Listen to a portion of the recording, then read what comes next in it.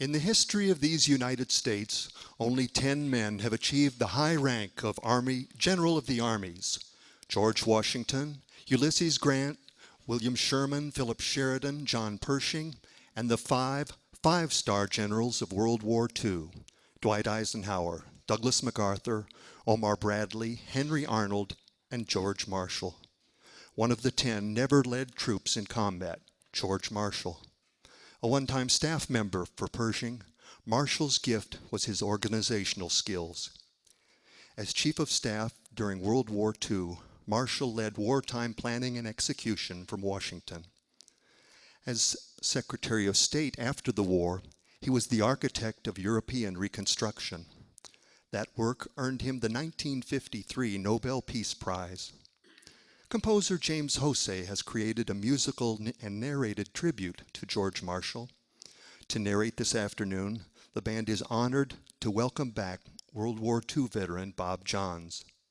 Bob was on a troop ship that left Pearl Harbor December 1st, 1941.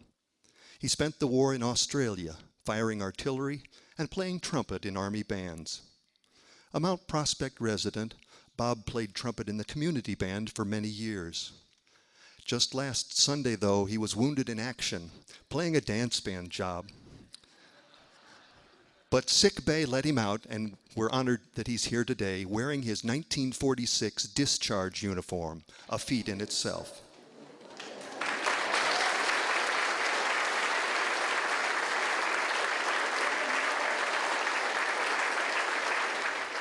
And I was in Guinea. Bob corrects me, he was discharged in 45. Harold Keene, his son-in-law, and his co-pilot is his wheelman, and it proves that you just can't keep a good man down. Please welcome Sergeant Bob Johns to narrate Till Men No Longer Die in War, a tribute to George Marshall by James Hosay.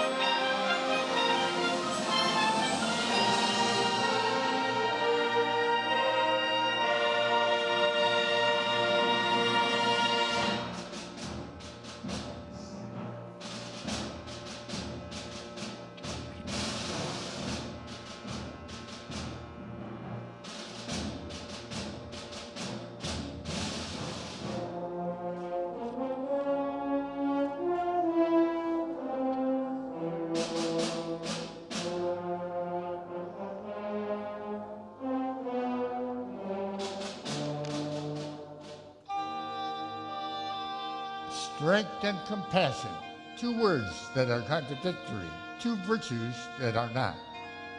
For both these virtues were found in the heart of one man, that man, born on December 31st, 1880 in Uniontown, Pennsylvania.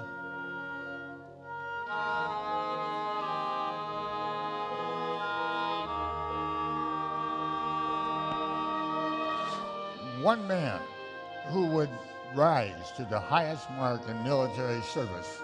One man who would receive the Nobel Peace Prize. One man who saw firsthand the devastation of 2 world wars and said, never again.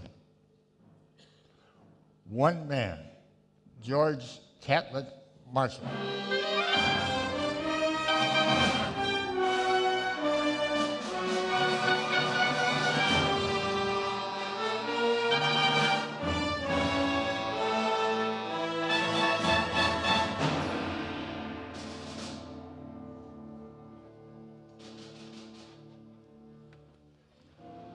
From the smoldering ashes at World War I rose an incarnation of evil that would lead the world into yet another catastrophic war.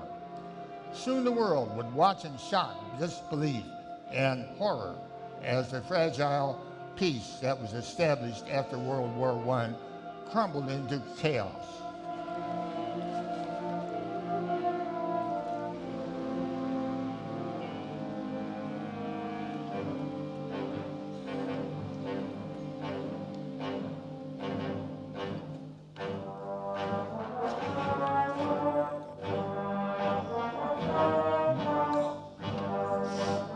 One by one, the nations of Europe fell until only Russia and Great Britain remained.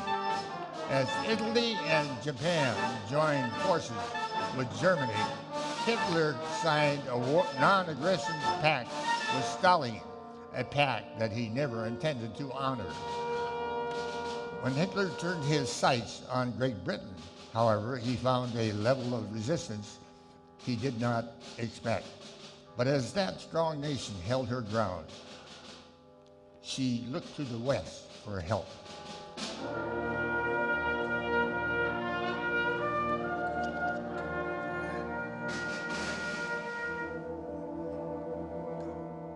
Across the Atlantic, the United States was basking in the warm glow of isolationism. But General George Marshall knew what was on the horizon. Then on December 7, 1941, tensions between the United States and Japan ignited into a sudden and brutal attack on Pearl Harbor.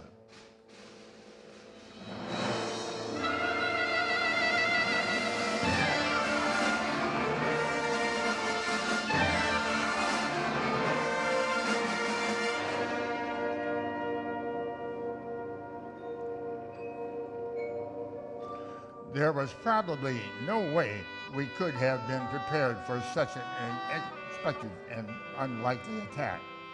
But nothing could have been more of an eye-opener for the American people, making them ever so determined to redeem their losses and strive together to obtain absolute and final victory. The sleeping giant had indeed been awakened.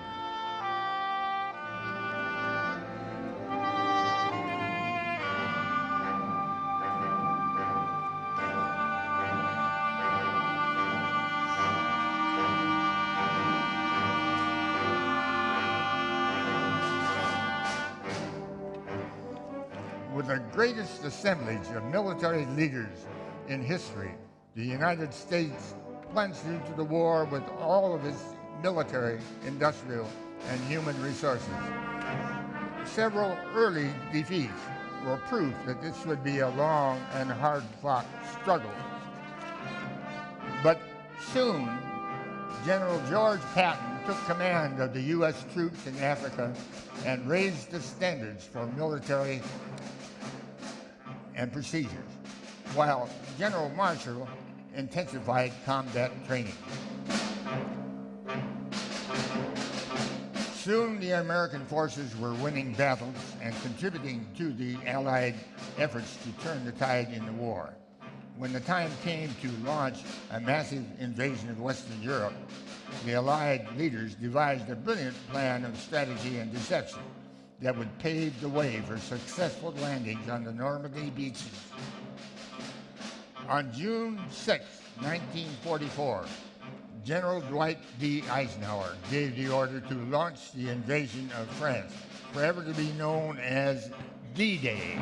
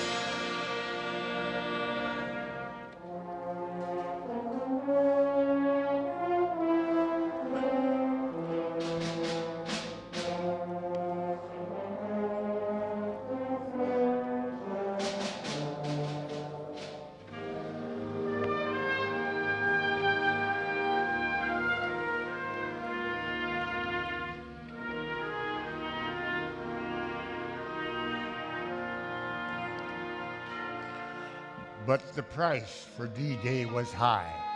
Thousands of brave men gave their lives on those beaches and the hedgerows just beyond. But despite heavy losses, a massive fighting force had infiltrated heavily fortified German defenses, and a giant stride towards winning the war had been taken. As Allied forces moved on towards Paris, General George Patton took command of the 3rd U.S. Army and pushed through France and on towards Germany at a record pace.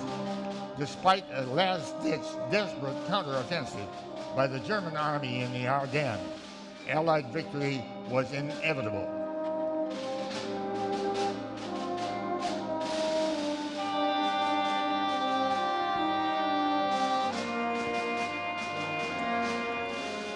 Meanwhile, in the Pacific, General Douglas MacArthur and Admirals Chester Nimitz and William Bull Halsey had regained much of the territory taken by Japan following the attack on Pearl Harbor. Then in June of 1942, off the Midway Islands, U.S. naval forces won a decisive victory, destroying over half of the Japanese carrier fleet in a matter of minutes, and shifted the tide of the war. The U.S. Army and Marine units continued their island-hopping campaign across the South Pacific, with General MacArthur returning to the Philippines in triumph. On August 14, 1945, Japan surrendered, and in the streets of the United States and everywhere throughout the free world echoed one glorious and all-encompassing word: victory.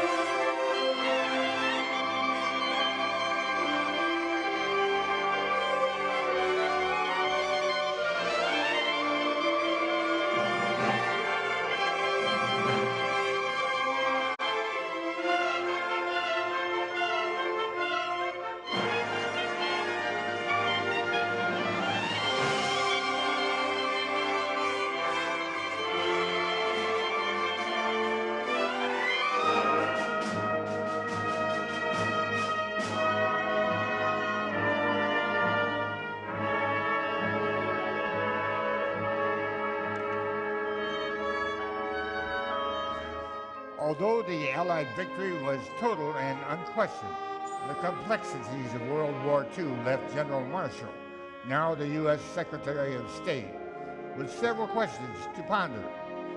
Where is the line between victory and vengeance, between liberator and conqueror? And most importantly, how do we prevent such a horrific calamity from ever happening again?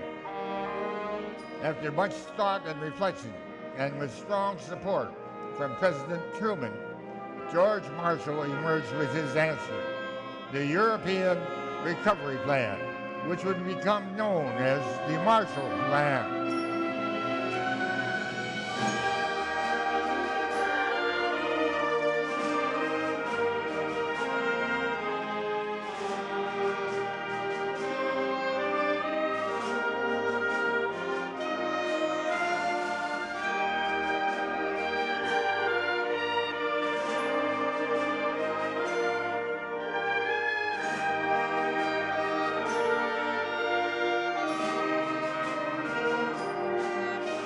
This bold new approach to post-war policy was something the world had never seen before. Economic aid to rebuild war-torn nations, even the ones that we had just defeated, by reaching out a helping hand to those communities in need. Perhaps they would be less likely to wage war in their neighbors. Perhaps the world would be a safer and better place if all the nations were invited to find their place in a new world and share the blessings of peace and prosperity. And how long should we reach out with this helping hand? How long should we show compassion towards all nations, friend or foe? One reporter asked. And from the voice of a great warrior, from the heart of a true hero, came these words, till men no longer die in war.